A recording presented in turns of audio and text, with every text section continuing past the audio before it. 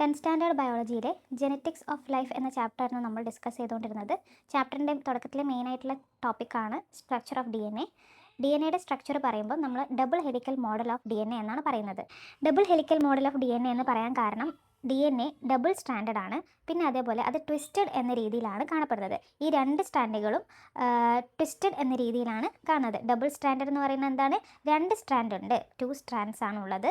പിന്നെ അതെന്താണ്? Twisted each other എന്ന രീതിയിലാണ് കാണുന്നത്. അതുകൊണ്ടാണ് അതിനെ ഡബിൾ ഹെലിക്കൽ മോഡൽ എന്ന് പറയുന്നത്. പിന്നെ ഈ രണ്ട് സ്ട്രാൻഡും കണക്റ്റഡ് ചെയ്യുന്നത് നൈട്രജൻ ബേസസ് വെച്ചിട്ടാണ്. These 2 strands are connected by nitrogen bases. പിന്നെ ഈ രണ്ട് സ്ട്രാൻഡുകളും ആൻറ്റി പാരലൽ എന്ന രീതിയിലാണ് കാണുന്നത്. അതായത് ഒന്ന് 3' to 5' ആണെങ്കിൽ മറ്റതെന്താണ് 5' to 3'. അങ്ങനെ ആൻറ്റി പാരലൽ ആയിട്ടാണ് ഈ രണ്ട് സ്ട്രാൻഡുകളും കാണുന്നത്. ഓപ്പോസിറ്റ് ഈച്ച് അതർ എന്ന രീതിയിലാണ് അത് കാണുന്നത്. ഈ രണ്ട് സ്ട്രാൻഡുകളും ഉണ്ടാക്കിയിരിക്കുന്നത് ഷുഗർ ആൻഡ് ഫോസ്ഫേറ്റിനെ കൊണ്ടാണ്. അതായത് നമ്മൾ പറയും DNA ബാക്ക് ബോൺ എന്ന് പറയും. അതായത് DNA ഒരു ബാക്ക് ബോൺ ആയിട്ടാണ് ഈ ഷുഗർ ആൻഡ് ഫോസ്ഫേറ്റിനെ കാണുന്നത്. പിന്നെ അതുപോലെ അതിൻ്റെ നടുവിൽ സ്റ്റെപ്പായിട്ട് ഫോം ചെയ്യുന്നത് എന്താണ്? DNA ഇങ്ങനെ ഒരു സ്റ്റെപ്പ് പോലെ ഒരു ഹെലിക്കൽ മോഡലാണല്ലോ ഉണ്ടാക്കിയിരിക്കുന്നത്. അപ്പോൾ അതിൻ്റെ സ്റ്റെപ്പ് പോലെ കാണുന്നതാണ് നൈട്രജൻ ബേസസ്.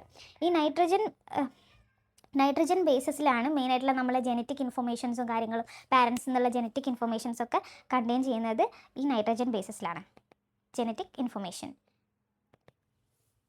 പിന്നെ കുറച്ച് ബേസിക് ആയിട്ട് നമ്മൾ പറയുകയാണെങ്കിൽ നമുക്ക് എന്താണ് ഈ ഷുഗർ, എന്താണ് ഈ ഫോസ്ഫേറ്റ് എന്നൊക്കെ ഉള്ള കാര്യങ്ങൾ ഒന്ന് ഓർമ്മിപ്പിക്കുകയാണ്. അതായത് നമ്മുടെ ബോഡി ഉണ്ടാക്കിയിരിക്കുന്നത് കുറേ മൈന്യൂട്ടായിട്ടുള്ള മോളിക്യൂൾസും ഉണ്ട്. അതായത് കുറച്ച് ആറ്റംസ് കൂടി ചേർന്ന് മോളിക്യൂളായി അങ്ങനെയാണ് എല്ലാ സെൽസും ടിഷ്യൂസും ഒക്കെ ഉണ്ടാകുന്നത്. അപ്പോൾ അങ്ങനെയുള്ള കുറച്ച് ആറ്റംകൾ കൂടി ചേർന്ന് കാർബൺ, ഹൈഡ്രജൻ, നൈട്രജൻ അങ്ങനെയുള്ള കുറച്ച് ആറ്റങ്ങളൊക്കെ കൂടി ചേർന്ന് ഒരു മോളിക്യൂളായി അങ്ങനെ അത് സെല്ലായി അങ്ങനെയാണ് ഓരോ ഓർഗൻസും കാര്യങ്ങളും ഉണ്ടാകുന്നത്. ഓക്കെ, അപ്പം ഈ ഷുഗർ എന്ന് പറയുമ്പോൾ എന്താണ്?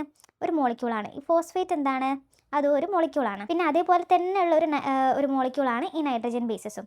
അപ്പം ബേസിക്കലി നമുക്ക് DNA ഒരു മാക്രോ മോളിക്യൂളായിട്ട് പറയുകയാണെങ്കിൽ അതിൻ്റെ ഉള്ളിലുള്ള മൈക്രോ മോളിക്യൂൾസ്, അതായത് കുറച്ച് മോളിക്യൂളുകൾ ചേർന്നിട്ടാണ് എന്തുണ്ടാകുന്നത്? DNA ഉണ്ടാകുന്നത്. ഓക്കെ, അപ്പോൾ നമുക്ക് എങ്ങനെ പറയാം? DNA ഒരു മാക്രോ മോളിക്യൂൾ ആണെങ്കിൽ അതിനെ കൊണ്ടുണ്ടാക്കിയ മൈക്രോ മോളിക്യൂൾസ് ആണ് എന്തൊക്കെ? ഈ ഷുഗർ, ഫോസ്ഫേറ്റ്, നൈട്രജൻ ബേസസ് എന്ന് പറയുന്നതൊക്കെ. ഓക്കെ, ഇനി നമുക്ക് പറയാനുള്ളത് ന്യൂക്ലിയോടൈഡാണ്. അതായത് DNAയുടെ ബേസിക് യൂണിറ്റ് എന്നാണ് പറയുക. അതായത് ഈ ഒരു യൂണിറ്റ് വെച്ചിട്ടാണ് ഒരു ഫുൾ DNA ഉണ്ടാകുന്നത്. ഈ ബേസിക് യൂണിറ്റിൽ എന്തൊക്കെയാണ് ഉള്ളത്? ഒരു ഷുഗർ ഉണ്ട്, അത് മേലോട്ട് പോസ്റ്റ് ചെയ്യുന്നത് ഫോസ്ഫേറ്റ് എന്നാണ് പറയാം. മേലോട്ട് പോസ്റ്റ് ചെയ്ത് നിൽക്കുന്നത് ഫോസ്ഫേറ്റ് ഗ്രൂപ്പ്, ഇത് sugar. And also this is nitrogen bases, nitrogen base. ഇത് ഇമ്പോർട്ടൻ്റ് ആയിട്ടുള്ള ഒരു ഫിഗറാണ്, ലേബൽ ചെയ്യാൻ എല്ലായ്പ്പോഴും എക്സാമിന് ചോദിക്കുന്നതാണ്. അപ്പോൾ എന്തായാലും പഠിച്ചിരിക്കാം.